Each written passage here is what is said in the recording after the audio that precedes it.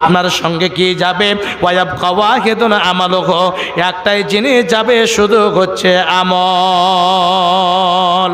দয়াল আল্লাহ রে, তুমি আমায় রহম করো না।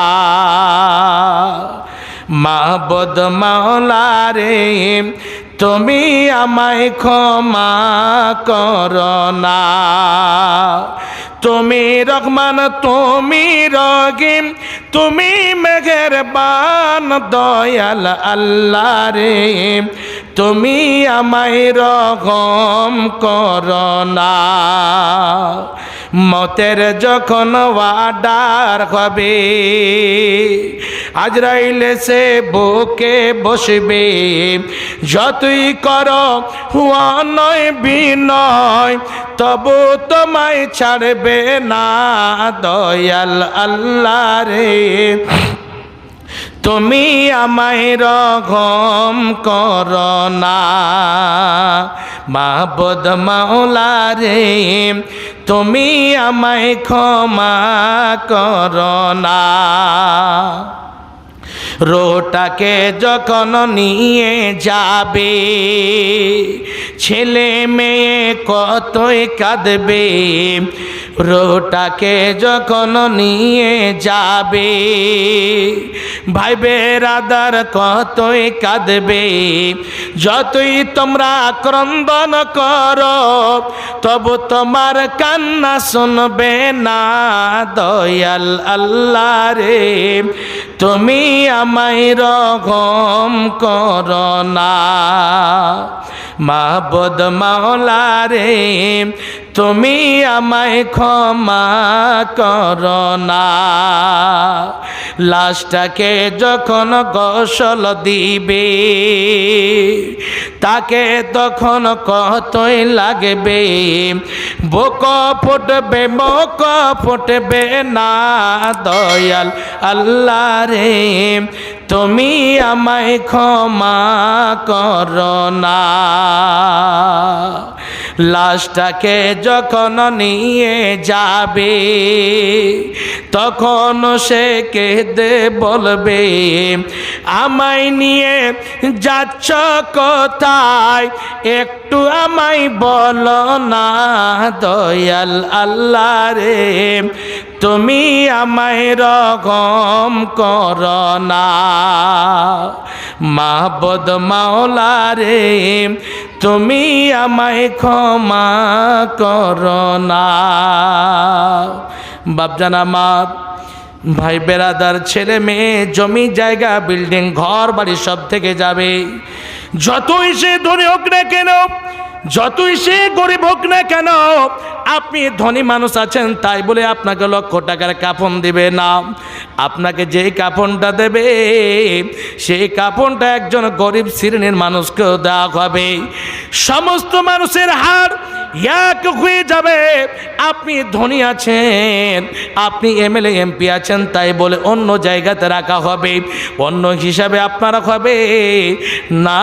না, একই রকম ঘরের মধ্যে রাখা হবে, যে ঘরে কোনো জানালা থাকবে না, কোনো এইরকম আপনার বিছান কেতা থাকবে না, কোনো আপনার বল বাতি থাকবে না, কোনো আপনার সেই ঘরে কোনো সঙ্গে সাথে পাবেন না, একাই থাকতে হবে। আল্লাহ বলেন, বান্দা সেই জায়গাতে যাওয়ার আগে আগে আমার পথে খরচ করে যাও। হে বন্ধু আমার, কেমন আশা রাখতে হবে, কেমন করে মালধন সম্পদ আজকে আমরা পেয়েছি, আল্লাহর নৈকট্য লাভ কেমন করে করতে হবে, এই মালধন সম্পদকে কেমন করে খরচ করতে হবে। দেখুন আল্লাহ রাব্বুল আলামিন বলেন, বান্দা ইয়া আইয়ুহাল্লাযীনা আমানু লা তুলহিকুম আমওয়ালুকুম ওয়ালা আওলাদুকুম মান যিকিরিল্লাহ। বান্দারে, তোমার মালধন সম্পদ তুমি যে পেয়েছো, এই মালধন সম্পদ তোমার আওলাদ ছেলে মেয়ে তোমাকে যেন আল্লাহকে ডাকা থেকে বঞ্চিত না করে দেয়।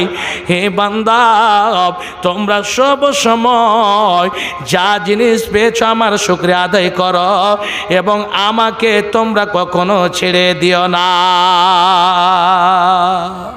মালধন সম্পদ হয়েছে, খুব বিরাট বিল্ডিং ঘর তৈরি হয়েছে, কখন জোহর গেল, কখন আসর গেল, কখন মাগরিব গেল, কখন ঈশা গেল, ফজর উঠতে তো ঘুম ভাঙে না, বেলা 9টার সময় ঘুম ভাঙে কেন?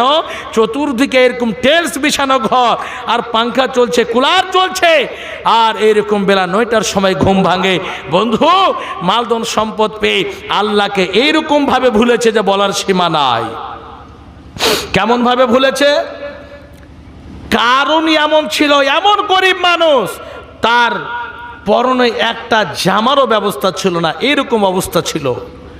হযরত মুসা আলাইহিস সালামকে বলছে, মুসা একটু দোয়া করে দাও যেন কিছু আমার মালধন সম্পদ বেড়ে যায়, আমার মালধন সম্পদ হয়ে যায়। মুসা আলাইহিস সালাম আল্লাহর কাছে দোয়া করেছিলেন, মালধন সম্পদ হয়েছিল শর্টে আপনাকে 2 মিনিটে বলছি।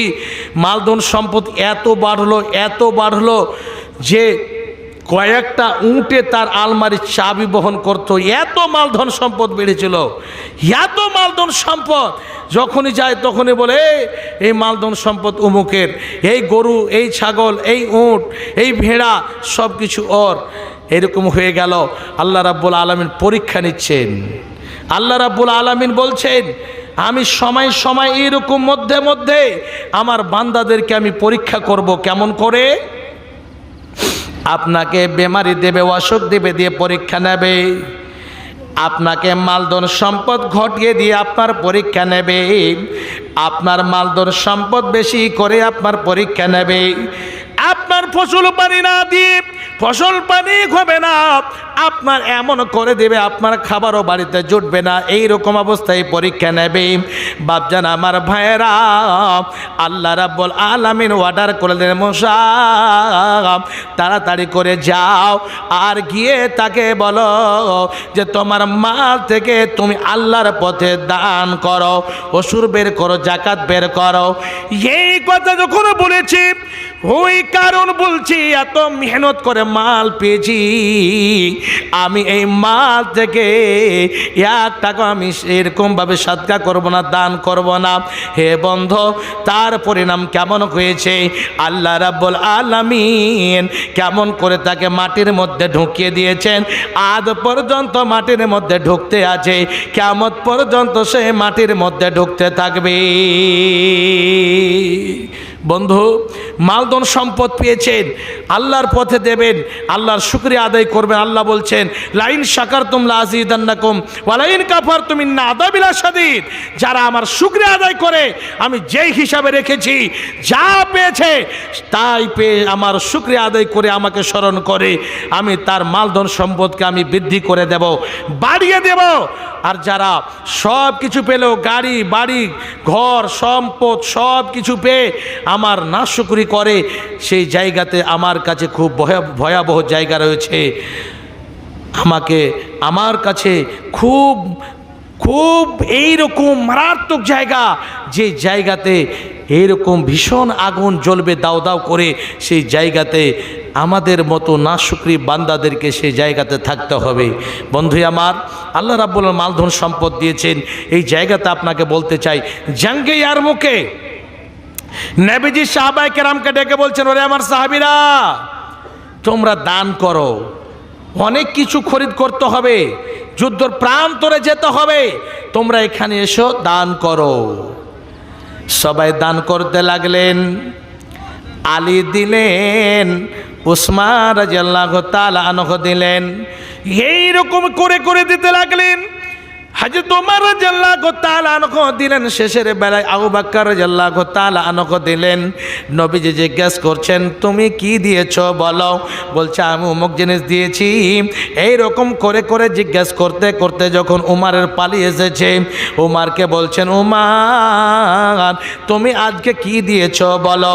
বলছো, নবী গো, আমার মাল থেকে অর্ধেক মাল আজকে আমি দান করেছি। শেষের বেলায় হযরত আবু বকর বকর সিদ্দিক রাদিয়াল্লাহু তাআলা আনহুর বাড়ি এসেছে। আবু বকর লজ্জার মধ্যে এমন আছে, লজ্জা করে নবীজিকে বলতে পারছেন না। হে বন্ধু, গরিব মানুষ ধনী মানুষের পিছনে থাকে না। একটা ধনী মানুষ যদি নিজের হিসাবে 10,000 দান করে, গরিব মানুষ নিজের হিসাবে 500-1000 টাকা করে দান করে। হে বন্ধু, গরিব মানুষও ধনী মানুষের পিছনে থাকে না, সঙ্গে সঙ্গে দান করে। আবু বকরকে বলছেন, আবু বকর তুমি আজকে কি দান করেছো বলো। আবু বকর বলছেন, নবী গো শুনুন, আমার বাড়িতে আল্লাহর নাম ছাড়া এবং আপনার নাম ছাড়া কিছু ছেড়ে আসেনি। আমার বাড়িতে 1 থেকে 1.5 কেজি পরিমাণে কিছু আনাজ ছিল।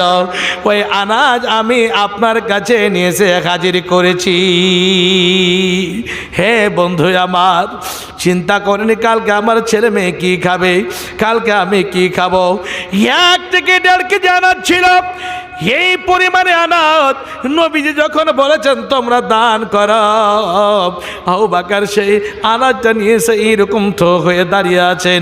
হে বন্ধু, নবীজি জিজ্ঞাসা করতে করতে সমস্ত সাহাবীদেরকে বলছেন, ওরে আমার সাহাবীরা, আজকে অনেক দান করেছ, খাস করে ওমর অর্ধেক মাল দান করেছে।